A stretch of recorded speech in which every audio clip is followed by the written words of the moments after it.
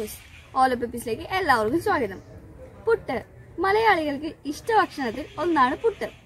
പുട്ട് പല കോമ്പിനേഷനിൽ നമ്മൾ ട്രൈ ചെയ്ത് നോക്കാറുണ്ട്. പുട്ടും കടല, പുട്ടും പപ്പടം, പുട്ടും മുട്ടക്കറി, അങ്ങനെയൊക്കെ. അതുപോലെ തന്നെ പുട്ട് പല രീതിയിൽ നമ്മൾ ഉണ്ടാക്കാറുമുണ്ട്. ഞങ്ങൾ ഇന്ന് ഉണ്ടാക്കാൻ പോണത് കൊള്ളിപ്പുട്ട്.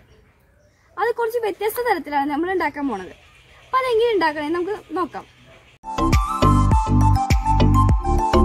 ഇതിലേക്ക് വേണ്ട സാധനങ്ങൾ: അരിപ്പൊടി, പച്ചക്കൊള്ളി ഗ്രേറ്റ് ചെയ്തത്, ക്യാരറ്റ് ഗ്രേറ്റ് ചെയ്തത്, നാളികേരം ചിരകിയത്, ഉപ്പ്.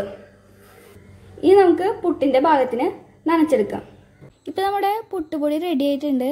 ഞാൻ പുട്ട് നനയ്ക്കുന്നതിന്റെ വീഡിയോ എടുത്തിരുന്നു, പക്ഷെ അത് എൻ്റെ ഫോണിൽ നിന്ന് അറിയാതെ ഡിലീറ്റ് ആയി പോയി. അപ്പോൾ അതുകൊണ്ട് തന്നെ എൻ്റെ അടുത്ത് എല്ലാവരും ക്ഷമിക്കണം.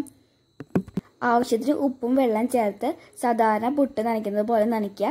ഇത് അറിയാത്തവരാണെന്ന് വെച്ച് കഴിഞ്ഞാൽ കയ്യിൽ കുറച്ച് പുട്ടുപൊടി എടുത്ത് പ്രസ് ചെയ്ത് നോക്കുക. പ്രസ് ചെയ്ത് നോക്കുമ്പോൾ നല്ലോണം അമർന്നിരിക്കണമെന്ന് വെച്ച് കഴിഞ്ഞാൽ പുട്ടുപൊടി റെഡി ആയി നിർത്താം. നമുക്ക് ആദ്യം നാളികേരം ചിരണ്ടിയത് ചേർത്ത് കൊടുക്കാം.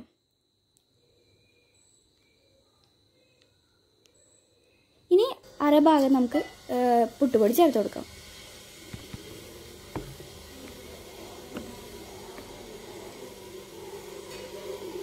ഇപ്പം നമ്മൾ അരഭാഗത്തോളം പുട്ടുപൊടി ചേർത്ത് കൊടുത്തിട്ടുണ്ട്. ഇനി നമുക്ക് കുറച്ച് നാളികേരം ചിരണ്ടി ചേർക്കാം.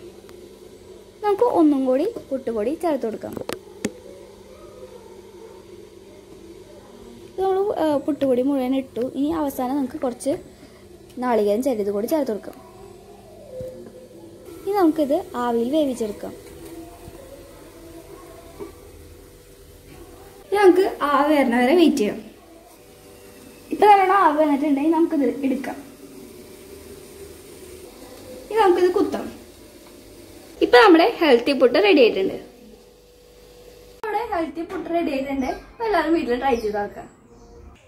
എല്ലാവർക്കും വീഡിയോ ഇഷ്ടപ്പെടുന്നെങ്കിലോ, വീഡിയോ ഇഷ്ടപ്പെടുകയാണെങ്കിൽ ലൈക്ക് ചെയ്യുക, ഷെയർ ചെയ്യുക, സബ്സ്ക്രൈബ് ചെയ്യുക. അപ്പൊ മറ്റൊരു വീഡിയോയിൽ പിന്നെ കാണാം.